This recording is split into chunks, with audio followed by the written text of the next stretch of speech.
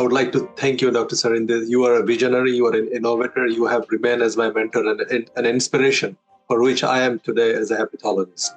And it's all because of you. And thank you coming to our forum here and inspiring us today. And so much of information in 1 hour. I feel how little I knew about the management of severe alcoholic hepatitis after listening to your talk. And I think the audience will agree with that. Any questions from the audience? I know that there are numerous questions in the chat box as well, but I'll kind of mix it up with the chat questions as well as those audience who are directly want to ask the questions. So please raise your hands if you want to ask a question. So I'll go in order. You mentioned very eloquently. You mentioned about that MEL more than 30. And these are patients who are likely steroid ineligible, even your ART score more than 10, and many other variables that you showed in one of the slides as well. In the USA, until recently, at least currently our practice is we are waiting for we're starting steroid invariably in every patient. Doesn't matter whatever MEL score is, we're not really paying attention to the ceiling effect yet. And then if patient doesn't respond by day 4, day 7, then only we're putting them through the transplant. I think this is a practice-changing thing, what you have mentioned today. I think I'll take it to my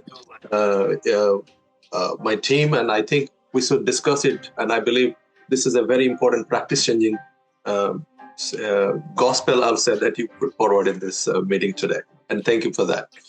Questions from the audience? All right, so we will go with some of the questions in the audience here. So Dr. Burma, Raj Burma. Dr. Burma, you want to ask that question yourself? Sure, yes. Hi. Hello, Dr. Sarin. Thank you so much for the wonderful talk, and I had the privilege of attending it. Few questions. One, in US, most of the centers, we do not do liver biopsies on acute alcoholic hepatitis patients or alcohol-associated hepatitis patients. And at least as far as the US or ESL definitions are concerned, even for encephalitis or encephalopathy, we would probably can be seen without ACLF itself. So wanted clarification on use of the ARC score. You mentioned that ARC score should only be used because as per the Indian criteria, ascites is part of the ACLF. Whether it can also be used in the US setting. And then the other two questions that I had put down in my the chat, that if someone is alert and awake and just cannot go from 1800 calories to 3200 calories, would you insert an NG in that person, and how much that person would be willing to agree to that? And I really like the other concepts about the plasma exchange and stuff. Maybe if you could give us the timing as to how many days would you stop and when would you consider the plasma exchange, so that kind of a recipe, because it will be very hard for the nephrologist here to initiate. We do it for hypertriglyceridemia-induced pancreatitis, so they can do it even when kidneys are okay, but would need some convincing before something like that is embarked upon. Thank you so much. Thank you, Raj, and thank you for staying. The concept of ACLF is not Indian, this is Asian, and this is the way ACLF developed globally. All of us were together, whether it was Risha Moru or Rajiv or Didier Samuel, all of us were together. And this concept came because liver-centric injury is ACLF. Even ASLD 2024 guidelines say liver must be primary organ leading to other organs injury. ARC is simple. You can validate. In your setting, Nadeem had validated and published in the Hepatology 2019. So this will be a very simple way. A patient who has 4 of these parameters there, that is bilirubin, INR, lactate, and encephalopathy, and creatinine. And even recently, Sumit Asrani has shown that a lactate is one of the important predictors. So he has produced MELT lactate. So I would say you use it, try it. We do not give steroids if ARC is above 10. Now, coming to the plasma exchange was that plasma exchange we have tried, and I think at a given day we have almost 8 to 10 patients who undergo plasma exchange. The data is quite convincing. However, if there is a lung injury suspicion or the patient has got sepsis, then you should be cautious in plasma exchange.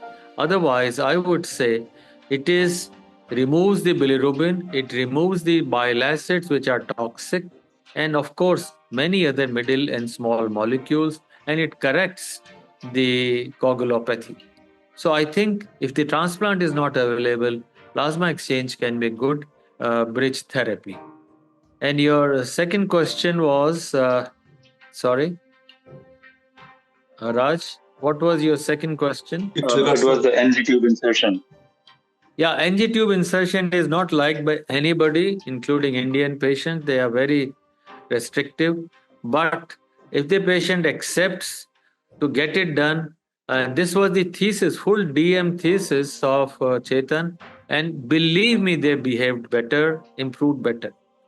And if they are not, then we give intralipid, which gives about 400 to 50 to 400 calories intravenously every day. And we give them high fat diet, not normal fat diet to give calories because so ice creams and cocoa chocolates are routine. Thank you so Thank you. much. Thank you, Dr. Yapin. Thank you, Dr. Satabdi. And thank you, Dr. Sarin. Really enjoyed your listening to as always. Very informative and very enjoyable. I had a comment and a little provocative question as well. The comment is, as mentioned by you, we also routinely use plasma exchange. So in a patient who fulfills ACLF criteria, the comment is, one is, we do not consider it as research. We would say it is like standard practice. If we have reached that level of confidence no, it's the team feel the survival benefit you're seeing. That's only difference is we are not going on to the 40 mg prednisolone at start. So we dive in a person who meets ACLF criteria. The Apacil ACLF allows an earlier intervention in the natural history of the illness, and we would go on to plasma exchange directly with a low dose steroid is what we use. The provocative question is, sir, is what you highlighted about metabolic syndrome, risk factors adding on to the worse outcomes with alcoholic hepatitis. The question I would like to ask, sir, you are comfortable calling it alcohol-associated hepatitis. Why are you downplaying the NAFLD component? Who knows whether actually it was you've taken the angle of alcoholic hepatitis and saying metabolic risk factors add on to the outcome, add on to the severity. Is it NAFLD equivalent of alcoholic hepatitis, or is there anything like that at all? So is there a severe alcoholic hepatitis equivalent in the NAFLD or MASLD? That's it. That's a very provocative question. But first, thank you because you led the way, Dr. Epan, by giving low-dose steroids after plasma exchange, and we all follow you. I agree. Plasma exchange is now a standard of therapy in a way for all of us across the country, and we use it. Number two, whether we have everyone gives steroids after that is not so clear, but maybe more studies, and you can lead another study, and we will all follow you. About the alcohol and the injury in NAFLD, MAFLD, or MASLD, I think similar injury is seen, but it is not detected so well. But now I start seeing patients at the age of 22 to 30 of alcohol, and I thought I will put a separate section, but it was too long already. These patients with alcohol, even for 3 years or 4 years, are bad, and some of them with less amount of alcohol. We would not even call it as met ALD because their drinking is not above 60, 40 to 60. They're drinking maybe just 20. For an Indian, I think drinking 20 grams and with metabolic syndrome is also not acceptable.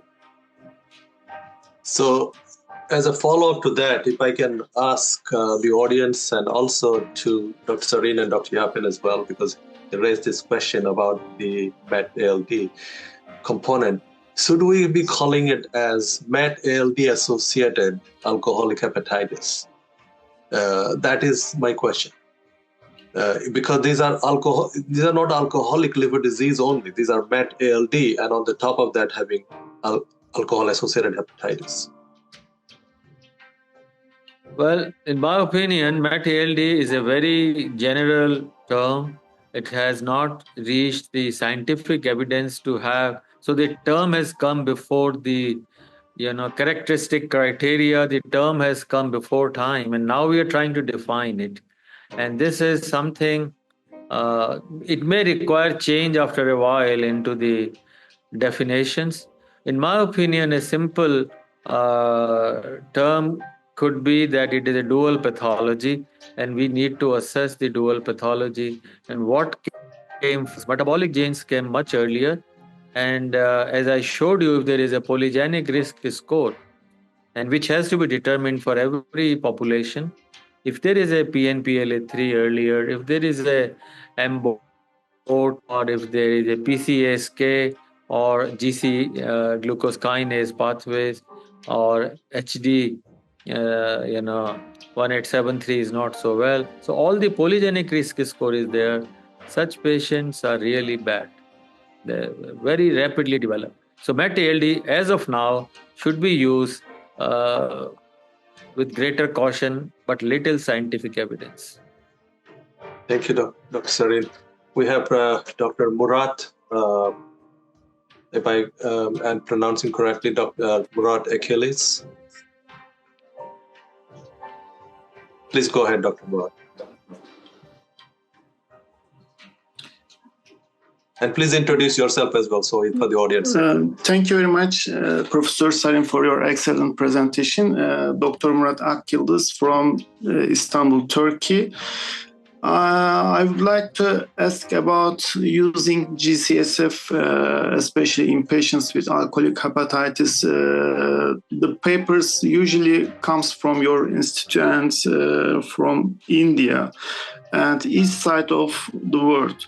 But the papers from USA or Europe does not support the using of GCSF in alcoholic hepatitis. What do you think about that issue? Is there any genetic differences or something else? And the second question is about what's your policy about liver transplantation in those patients? Thank you very much. So the GCSF papers in alcoholic hepatitis, the paper is by Dr. Gyeonggi Zabo, 2022, Hepatology Communications. Gyeonggi in her paper has very clearly showed the benefit of GCSF, but that was an animal study.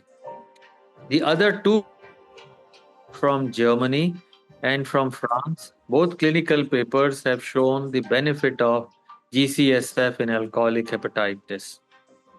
The studies, which are large studies done by Europe, and these studies are in decompensated cirrhosis, not alcoholic hepatitis. Decompensated cirrhosis with high creatinine, 56% of them at inclusion had infection, 56%. So once there is already an infection, the chance that GCSF, it's not an antibiotic. So the GCSF will not work. My opinion, use GCSF cautiously with steroids as shown in the GPRA study. Try for yourself. Use low dose.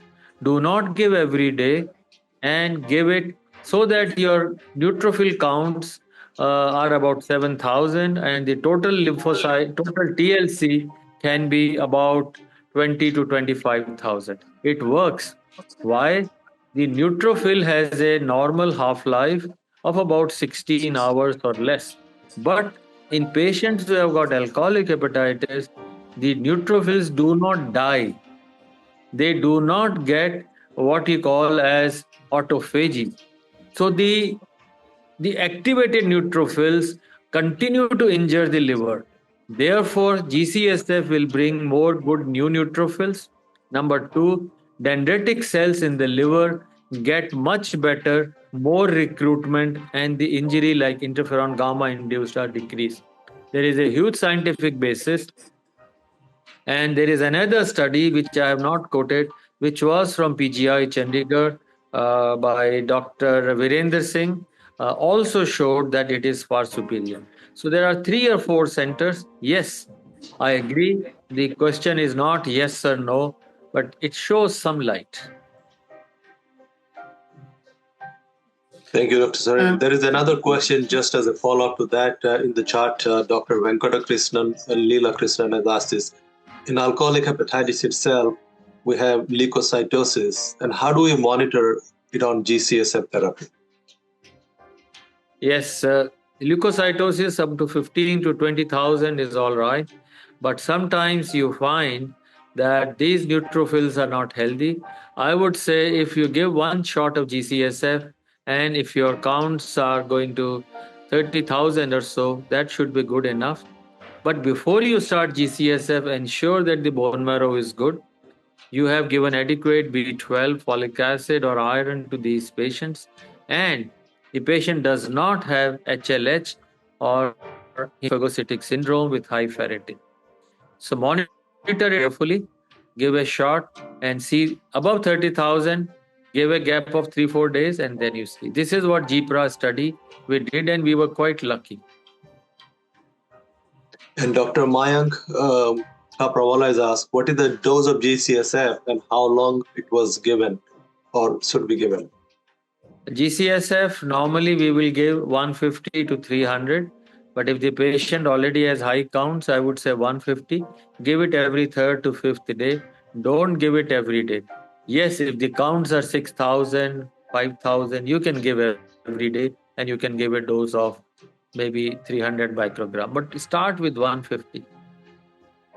And Dr. Rup Jyoti Datta has asked, how do you choose a healthy fecal donor? In the US, the Open Bio screened 408 subjects, took millions of dollars, and found only 8. What we do is very unique, and this is the ILBS protocol. First, we select family member, mother, brother, sister. Why? Because they are HLA-A2 matched. Generally, all members will be HLA-A2 matched. HLA-A2 matching will give same bacteria. When you have children, the bacteria also are nearly same. They never change by and large. Even if you eat differently, this is a Nature paper, 1 to 2% of basic bacteria will never change. You do any amount of cleaning. So you will get the bacteria which are HLA-A2 related to you. So when you give fecal transplant, first choice, my choice is, and our group's choice is to give a relative who is there. Then you do complete screening that at least for 7 days this person is on healthy diet, not a different diet, and he is not on antibiotics or he is not painkillers or had diarrhea and all those GI infections, and you screen for viral infections. And we get the fresh stool sample, prepare a slurry, and every day through the nasoduodenal tube, it is provided. So selection of donor, and these are all given in the paper by Dr. Pandey, Apurva Pandey. You can go through it, but important thing is a relative. Dr. Sarin, if I can ask one question on that, on the follow-up to that. Akkermansia mucinifera is a good bacteria, and there has been studies looking into even using Akkermansia mucinifera for treatment of diabetes. It's commercially available. Do you think instead of giving the whole fecal microbiome, a specific microbiome could be more useful in treating these patients? I'm not sure it is the type of bacteria, but it is the diversity of bacteria, not the abundance of bacteria, which determines. When you do FMT, you increase diversity. The bacteria may be 1% of the total, but that bacteria is important. So abundance, the Shannon index versus the other index, the diversity is what, in my opinion, more important. And FMT gives you a complete. So in the first study, we showed at the end of 12 months, the bacteria like Shigella, Salmonella, all those were decreased, and those which were producing fatty acids and Lactinobacillus, Akkermansia, they all increased and stayed till 12 months. So the donor bacteria were transplanted in a way in the recipient, and they are maintained for 12 months or so. In fact, one patient who was very sick with infection, sepsis in his hand and cellulitis, not transportable, got it from his sister, and the sister was very obese. At 8 months, this patient not only survived, but he also became fat. So the message is that bacteria stay and diversity is important. Thank you for the clarification. Dr. Nipun Burma. Thank you, sir. It was amazing and it was an honor to listen to your talk, sir. My question is regarding the GCSF dose. Sir, in your opinion, as previous studies and from your center itself, it has shown in cirrhosis, the bone marrow reserve go down. Why to use a lower dose of GCSF rather than a higher dose? So the dose of GCSF, which our study from PGI, from led by Dr. Virender, was the bone marrow mobilizing protocol by 300 microgram twice daily for 5 days. Vis-a-vis once daily for 5 days and then every alternate day. Sir, in your opinion, should we be giving lower dose or the higher dose? That is number one. And second question is, sir, adding prednisolone, don't you think, I mean, it's just a question to me, that adding prednisolone, wouldn't it decrease the phagocytic capacity or the lead to immunosuppressive effects on the immune system, and combating infections would be a little difficult after adding prednisolone of 40 milligram? Sir, what is your thought, sir? First, about the dose which you had used was more or less in the decompensated or advanced cirrhosis group. But patient who has got a bilirubin of 10, 20, 15, 25, they're already quite sick with limited number of liver cells. Majority of these cells are not healthy, and therefore giving a high dose is a challenge in them. Second, the protocol for bone marrow mobilization which you have used, we also use, but we use once. But these are patients with the bilirubin 1 or 2, but with have ascites, or those who have got MELD less than 17. This is what Dr. Chagan's paper is, that bone marrow reserve is low, and the Schwann cells, the neuronal cells, all of them are reduced.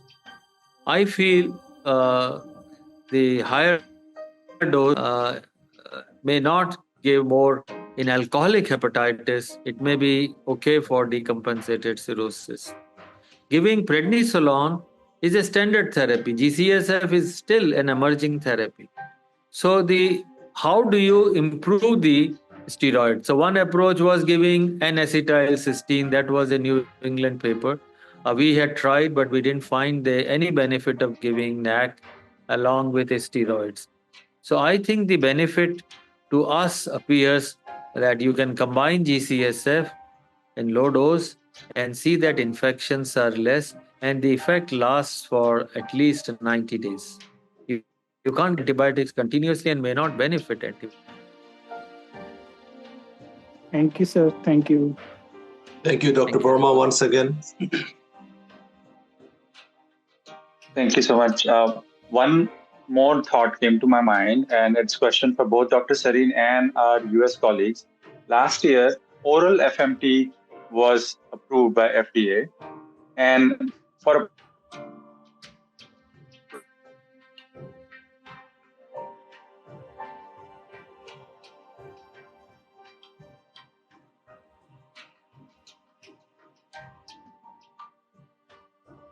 GU capsules, normally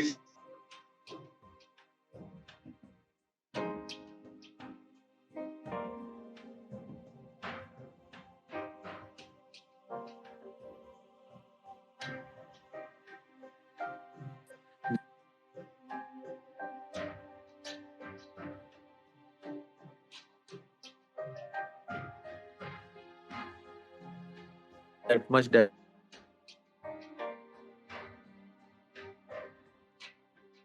from him.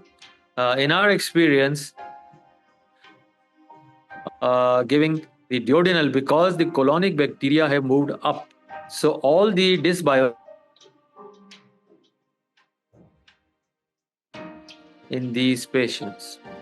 So giving colonic, by colonoscopy is not a great idea. Giving through the nasoduodenal tube is a reasonable idea. My choice and experience is only on the fresh FMT slurry. It gives a very good dose of bacteria. Maybe capsules off label can be tried. You have to see for yourself, but I wouldn't have any experience. Thank you. Dr. Mohan Gudala has a question about using NAC instead of pentoxifylline given in combination with zinc and anakinra. Your thoughts? Sorry, the question is? The question is about using NAC, N-acetylcysteine, instead of pentox. I think pentoxifylline was never found to be effective. Even in the initial 2000 gastroenterology paper, Dr. Satpathy was there. And I can share a small story. So after reading this paper, Dr. Satpathy came and said, Dr. Sarin, this appears to be a very good therapy for alcoholic hepatitis. Why don't we try it for NASH? And, it didn't strike me. And I said, it's not a great idea. I mean, I used some very unparliamentary word for it. And I said, no. But after a minute, I realized that Dr. Satpathy had a brilliant idea of using pentoxifylline for fatty liver. I still use it. It is 24 years. His study done showed us in all those small patients that the insulin resistance improved, serum insulin levels reduced, patients' ALT, AST improved, and in fact, liver biopsies pre and post, which were blinded, also improved. So I think pentoxy has a good role in NAFLD. But for alcoholic hepatitis, even that earlier gastro study only showed that it improves the renal dysfunction. It never showed it improves. So I think pentoxy alone is not a good therapy for alcoholic hepatitis. It should always be clubbed with something. Maybe steroid plus pentoxy or something else can be tried. Thank you so much, sir. I would like to know the combination of NAC, anakinra, like the combination which you have told before. Like instead of pentoxifylline in the combination, can we add NAC and try? Wow, that's a good idea. NAC instead of pentoxy. I think NAC has some role because it supplements the deficiency of glutathione. But in alcoholic liver disease, glutathione is not the main cause of injury, and it does not protect you primarily further. Even in acute liver failure, we have never found very positive results with NAC. We are using it because we don't have anything else.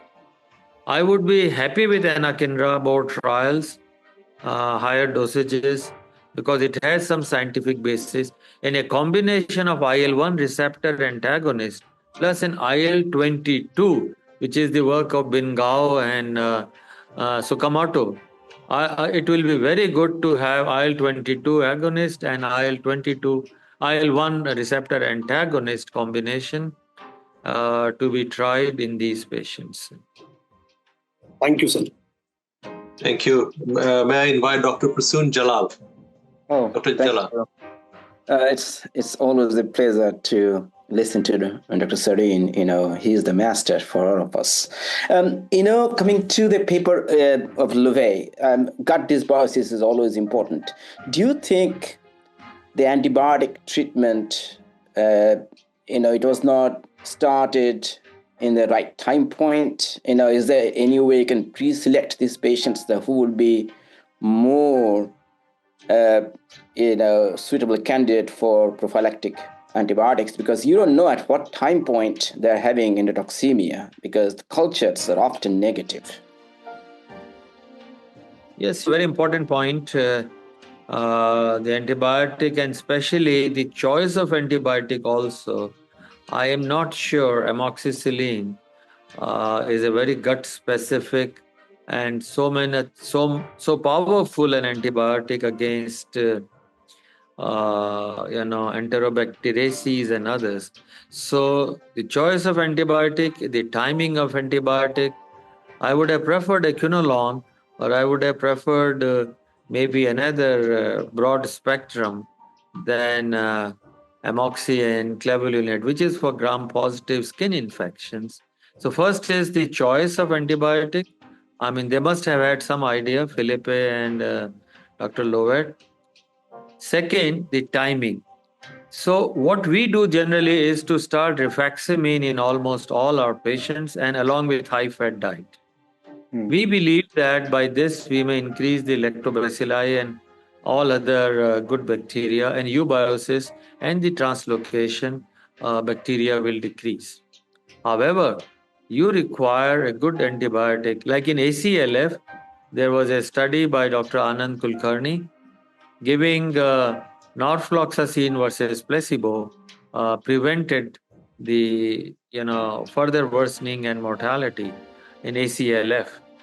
So there is a role of antibiotics because it is the microbial peptide in the bowel which regulate the blood flow through your in the intestine. So I would feel antibiotics should be tried, but which, when, has to be studied. Thank you. Thank you. And Dr. Benedict Maliakal next, please.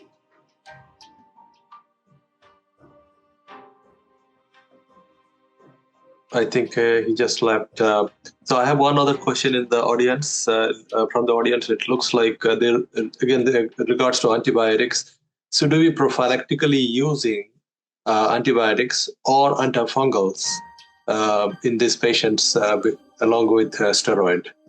Or should we be using it prophylactically throughout the course of steroids? That's a question, and I can only give you my opinion, but evidence is probably not enough. I would say all of us give intravenous antibiotics if the patient has severe alcoholic hepatitis above 32 mild, and if the patient has come to hospital, he has already received XY antibiotic before coming, so we need to continue. I would say antifungal should be done, and fluconazole oral is a good antifungal. However, it may have in a small proportion chances of inducing liver injury, so that has to be watched. Other are very expensive antifungals.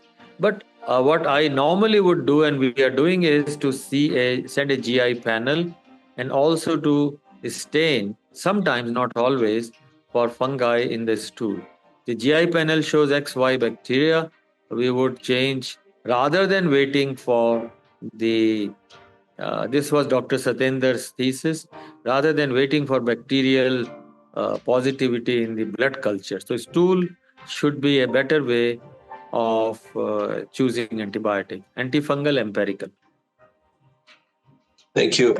It's already 9:39 here. We're 9 minutes beyond our stipulated time that we had requested from Dr. Sarin. I think there are a lot more questions that have not been answered, but certainly I can forward those questions to Dr. Sarin. And I value his time, and thank you, Dr. Sarin, for a wonderful talk. And I think this is a masterclass talk, I would say. So much of information. We will learn a lot from this.